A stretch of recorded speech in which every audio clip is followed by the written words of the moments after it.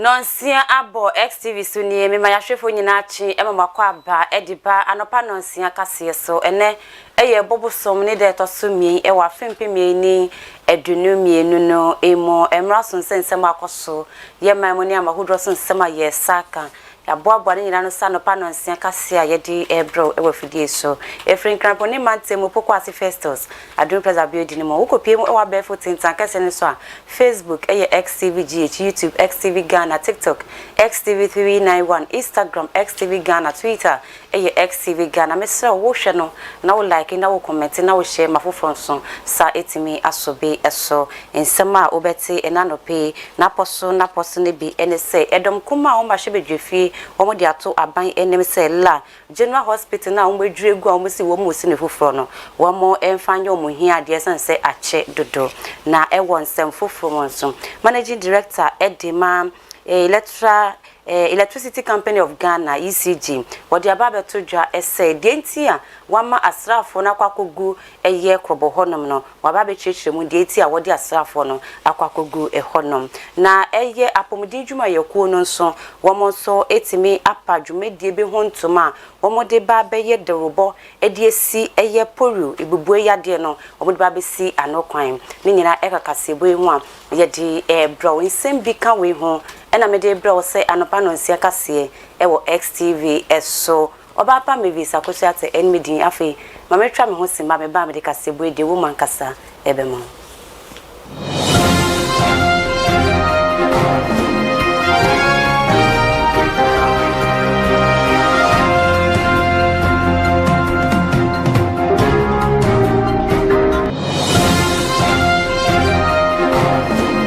so amwakwa ababiom ediba XTV anopa nansia kase so se ya hwefo ni Ghana nyina ebeka ya afim pimie ni adwonu 2020 ebobosim ne mo ena Ghana mampeni na nadodan kwakofo adola General Hospital no omwakwa kodwini nyina ediegu a womo echim se won ba besi hospital no foforo kra na womo etimi ehu se na nema esifa eko na enum no Ghana mampeni na nadodan kwakofo ado etimi ediaso ekosi former chese grande bankasa ahemfo ena afense no aban panifo bi ekopie mu ewo hono ma womo ekohye ho fa kese pa a wode aso ekosi fom se yesie eye la General Hospital no efofro na womo editu dwase enche kura eye busun maako adunu 24 months pepenresen infimi enupe eyade a womo edi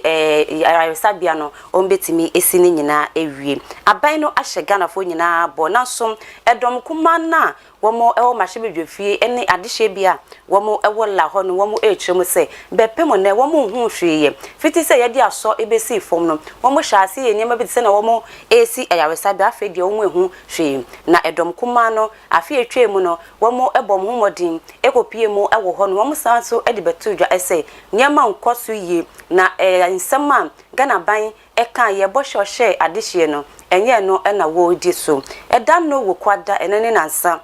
ene dom kuma no womo sanso ekopie mu ewo ho no womo kopie mu ewo ho no na chese womo echiremu a ehompo efua amafo bi krapo edi ehonum aye efu a womo duedui niema ewo honom na womo kopie mu wona chese womo bu efu yiye papa opani a wono eneda abedwekwa womo hwa apomden ho nsem so ma hyebedwefie wasanso eye ma hyebedweni edi ma de hyomo odwaboso abaton peso so eye nonyam ne kobna menta akando wone insentrofo kasaya wo twem se dia ekoso no womo bu enje so enti aban no woma nani enko eye la General Hospital na wosi wosi no oma nani enko ensan se apomuden sem enko kan biaye na womu esie no anka dida na wo ho no po anka oma ni entra na so wadwini nyina ediegu a wo bisa se adehye wo ho no se no won beje yarehwe a ehimfa pa no betimi akwakoji ayarehwe. In March this year, the minority members on the health committee visited this same place, and most of you were here with us. There hasn't been much improvement. The only difference I have seen is that they've grown some okra on the field. Quite apart from that, in fact, as at the time we came here, we saw about 2 trips of sand, and that's all we are seeing at the moment. So we came here calling on government to expedite action on the project in order for the minister to create the impression that we are lying and that a lot of things were ongoing at the site. we came here on the 11th of March this year. The minister himself came in a convoy style to this particular venue and said that yes, they had signed another agreement and that they were going to expedite action, and that the project that was supposed to complete in 24 months, now they were going to complete it in 30 months. This month is the 29th month. Is the 29th month. And look at what is going on here. Absolutely nothing. What is even hurting is that immediately we entered here, we saw them packing things, materials on the site and moving away and leaving us here. So it's about time the president himself and his minister are candid to the people of this area. They are not being treated fairly at all. Where are they assessing healthcare? Where? If they had left the old structure, at least you could have been responding to their health needs. So making the news is not our target, as I indicate to you all the time. If we have to come here 100 times, we will come here. Getting the job done is our target. And we'll continue to come here until this contract or this project is fully executed. And no onyem ne koblamenta akando wono mashibejeni edimadisho mo dwaboso abaton peso aso wasanso egopiem mashibeje fi abedwe kwa wo hwe apomde ho semso wo ye ranking member ewo ehonom na yenkopiem ewo lo wamenya kobo na fence no yelo kobo mensi ne epie mantemo ye abo wamanya de dasa ukopiem ewo honoma Electricity Company of Ghana wo mabom ho modin wo mo ese titi eye meters no wo yi edi efi hono na umetimi affixem eye prepaid meters edi ama womo na womo sha asese womo edi dwuma no ehun sem edoso papa ya bo amane sa ya de a adihye wo hono womo echem se titi meters no kra no eka ewoso na sa aka no mpo no ya de a enye womo ene womo de sa aka no eye ECG fo ene ye fom so a womo de sa aka goyi no etimi edi bre womo nti womo so se prepaid meters si ebe fixe edi ma womo wanhwe ya ECG 4% mfa kwan foforo so etimi edigi scanum edi free womo eho yanji we be fix amamo ehun sem bebrebe ko wiekire na nse ya de kra no etututu ekoso a asrafo no etu awenkrofo bi etu a eko wiekire nipa mako nwotwe ena mo prayer mko akoda eye ayaresabia na nomo ena enuada managing director edima Electricity Company of Ghana eyopeni Samuel Dubik Mahama wono edia tujwa central for essay denti agwama asrafo no edi ECG mpanifo nechi fix prepaid meters no chire mu se asrafo no munya asrafo bi kekew nemu omu engineers a womo ewso sa prepaid meters ise ebe fix no womo enim hu bi papa womo so adwuma na womo ye afenso no senate memofo bi ene ECG adwumayefo no eye no womo esuro womo kwante hu behia pa se edi asrafo no beko umetime kwakọ bomb FX eye prepaid meters no that to be very honest, so you are the first person telling me this. Nobody has come to me formally to my office to tell me that this is the consensus. So I'm hearing this for the first time. As I said, it's not a quarrel. It's about working together. So it's about us reaching a consensus. So if a consensus has been reached, they know how to go about it. The chiefs, the same way we've been joining for months now, you should just come and let's have a sit down and then we'll draw a roadmap for the way forward. Thank you. The military are here. I'm using engineers from the engineers regiment. I needed a certain number of engineers to roll out this program and to finish it in good time. That is why the military was engaged. The exercise is still ongoing. As you said, it's conversation. At the right time, when the consensus is reached, everything will be done right. Then we can move forward. Let's not forget, we've not had the best and the most healthy working relationship in Kobo Enclave. So, my staff interest,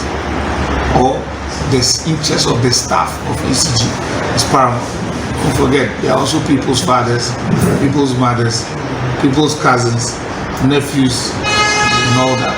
So we are taking our time, and at the right time, when the right consensus is reached, we will do that.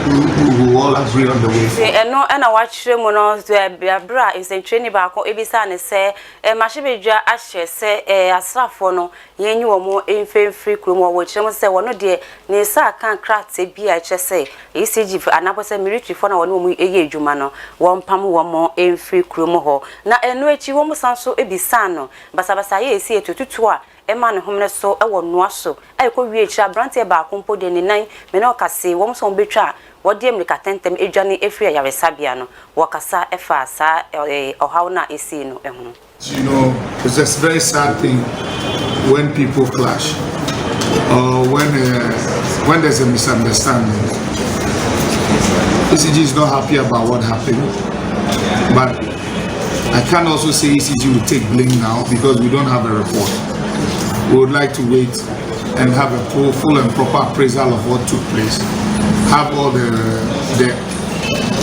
views written out, and then we can actually portion where blame needs to be portioned, and then we can make the right decision. But for now, I'm sure there were people present. Myself, well, I wasn't, so I'll wait for that to happen first, and then I'll be able to speak to that fully. Now, on the back of what is the strategy forward, as you know, the portions that refused us, the network lines have been dropped and we've moved away. So until a consensus is reached, it's not going to be like first where the whole enclave was in darkness. It's going to be treated on a town by town basis now. So we look forward to give you the strategy that is going to be town by town. As for flashpoints, I told you, we live in harmony with our customers. We don't see it as flashpoints. We see it as misunderstandings. And at the right time, the misunderstandings will solve themselves. And as I answered earlier, we will engage them, and we are still engaging them. And there are training programs going on, and there are sensitizations going on. So, Nikra Cremo and our son so Edia Tuja SM Preno prepaid meters no one Gusara FXC. Now watch more numbers do and print promote me FXC and our fence do kai was say one more FXC. What does it pay sepa it me Edia ma a him from penny for who do one more air boa my yet me FXC prepaid meters no. But show mobile essay one better say as soon Jumapa a bit me a by Jumana one more a no a fan ECG for an offense no chroma for no entem. Yellow Kobo and Maya Kobo with the prepayment meter replacement. The exercise has gone on for a while. There have been issues here and there, and as management we saw it fit to come have an inspection of what has gone on so far, have a fair idea of what's happening on the ground, see some of our installations, have a chat with our staff to know their difficulty and understand what needs to be done going forward. We can say that quite a good number have been welcoming of our efforts, and we are well within the 9,000 mark of prepayment meter installations. I would like to take this opportunity to thank the chiefs and the good people of Kobo who are our dear customers, and to say that we look forward to working with them very well, and we make sure that we and them will have a very fruitful conversation and working relationship going forward. I'd also like to thank the National Security for their efforts in helping us to control this situation and always bringing calm to every situation we find ourselves in. ECG will continue to provide the best service it can in the Kobo area and make sure that all our customers are served and served properly. Thank you. Any quantity for Edima Electricity Company of Ghana, somewhere Dubik Mahama, and our Casano. Na eye apomedi ejuma yokono, one more Edia Babe to just say, one more epa, eye campaign, the Wubwa. Ombetimi edi achechra mofo na etimi esi ebubwe ya de eye polio no ebetimi esi anokwan na immunization no national immunization no ya de omasha asie enrada womo echese inkola womo ewo 5 years down no this fitting kola ya womo ne edikope nkola womo enya mfie num no womo ene yede saa enrowe ebetimi aso womo enum netimi aboa womo na enkonkofa ohaw bia emfa emre womo na abra womo friends entwefo nhyiemu a womo pa dwumedie hu entuma no eye osoafo abedi kira wono ene hwe apomede ho nsam so eye onunyam ni Mahama Asseini wono ene ko gina eye osoafo na kasa anemu a wokasa ya wo chirem se imprempren no wo de adesede edima stakeholders ahodo so bibiara enka ne tuma enfambo ano na womo boa ne yensi ibubue yade ano ewo oman Ghana mu. I'm delighted to inform this August gathering that is a new tool on the block to fight polio, and Ghana together with partners will deploy the novel oral polio virus 2 version during the campaign. The Ministry of Health, in cooperation with the Global Polio Eradication Initiative partners, will organize 2 rounds of vaccination campaign against polio for children who are less than 5 years with the NOPV2 as follows. The first round, 1st to 4th September 2022, second round, 6th to 9th October 2022. I'm delighted to inform Intino wono ekasewie opani ba kwa wono eye programs manager extended program wo no ene ye penipa ewo edima immunization wono so echechire mo ye opani Kwame Aponsa wono so echechire nsemu sei edima nsentwefo. We did a response, and then in 2021, as I presented, we were fine. Unfortunately, we've had another importation, and this is why we are doing this. We had, as part of the polio surveillance, we do environmental sampling. So from time to time, we sample the environment to see whether we have the virus in any sewage sample. So we had that. And then whilst we were preparing to respond, a child got paralyzed. And so that was the first case. And then yesterday, we had an additional paralysis from Northern region again. They will be carrying this special vaccine carriers. So if you see healthcare workers or volunteers, in fact for polio vaccination we rely mostly on volunteers. Wono so ekasewie pepepe mame ba kwa wono eye insentre ni mapa wasanso eye polio ambassador eye ohene yiri gifty anti wono so ede adesede ede ama Ghana ban ese woni passe say nurses for be kokromo na ometimi ede nru akwakoso eye nkwalai ano anapo se wombekọ bia yahodo akwakotena se afresa wo form ma enfamra no eye atonhwenche madwuma na womo eye nti wodi adesede di ma aban ne ese nurses for bebre ewo manmu a omawie school a womo etifia womo enye hwe wo stresse wonfa sankrofo yi no munye sa adwuma. May I please add my voice to the health professionals, the nurses who have completed courses in our home waiting to be deployed, that they be put to work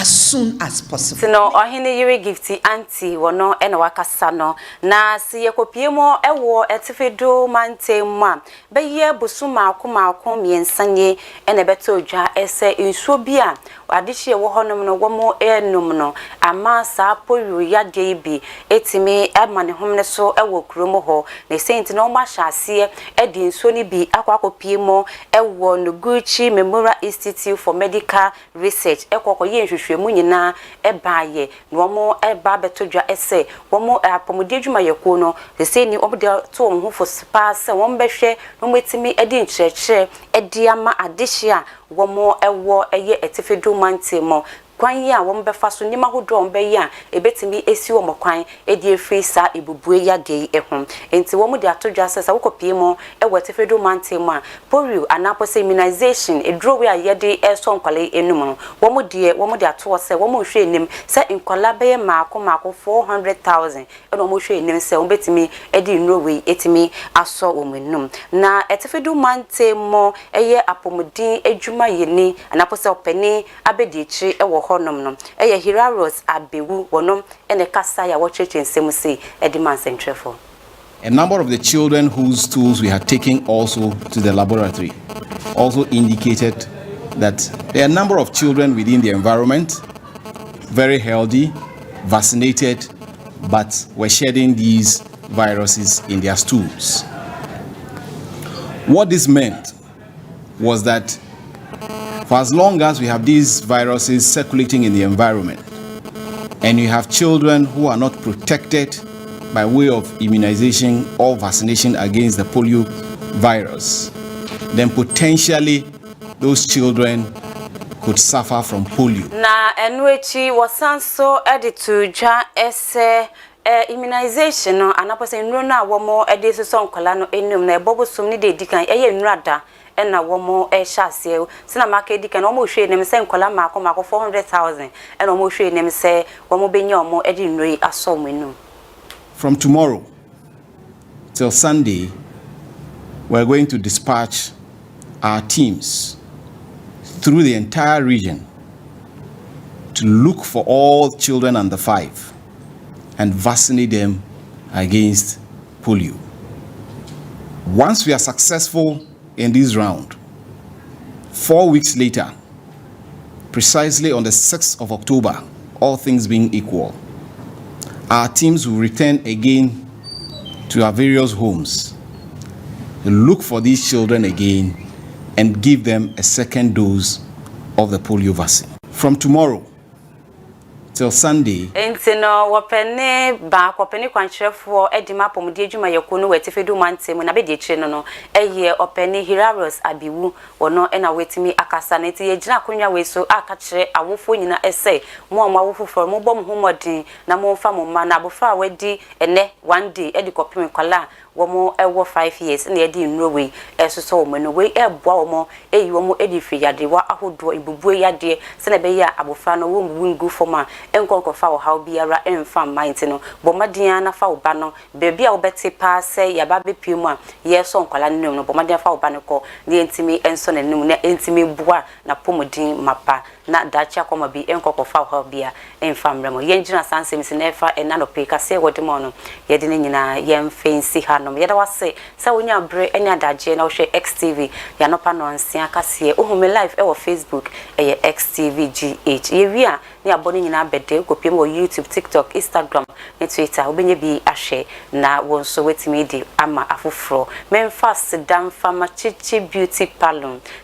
Palon essay na wotwe wi ne ya hyase e chame menda ne kwesi ada so programs ahodro no ene bekoso ewo kroimo nti hu behia pa se hu be ye fe etimi edi akọ program ebi nso a wo ye outdoor wo ye engagement wo do birthday wo po bi esiesie hu kama party amawa oti ne mo re ne onan no ne nyina na makeup no Chichi Beauty Palon se wa ye krado so be ye ne nyina edi ama wo de wo ntimi ma abomade na frɛ no e wo 0547254078 0547254078 obeba wo chen etima ba be ye edi ama Samsung ayet creation sebra wakwa ma Chichi aye woti no ne o makeup ne o mo re no 9 fefefe di ama no ehu behia se obenya atade kama etimi edi eseso ntima ne memma atade style biara wo pe bia obetimi apam edi ama omofra no nso no wopam wo edi ebi mpo a wo pese wo sua fashion designer wo se wa ye krado se wo becho obi wo ho a wo hwe ye wo se bebi a me wo no e wapa mintimi emma ha no odi ma ne ha wo bomade na frɛ ne kre na fa ne ma ne send no obepam ne fefefe no wo de asend wo bag nti frɛ ayet e wo 0242389851 asidan confirm DJYX wono ene gina camera na chi emma me wo kopie mo e wo MC a ho so de twa me tu mo eye Bismarck abla lonso etai ne chi executive producers no ene na just appointment affairs no wo peni samitu ga mi a me de ho chia me eyo ba pa Mavis akosia atemi so magudie mo nsem atoaso e dia mo afide no enda he ya me do ase e mo ene hwe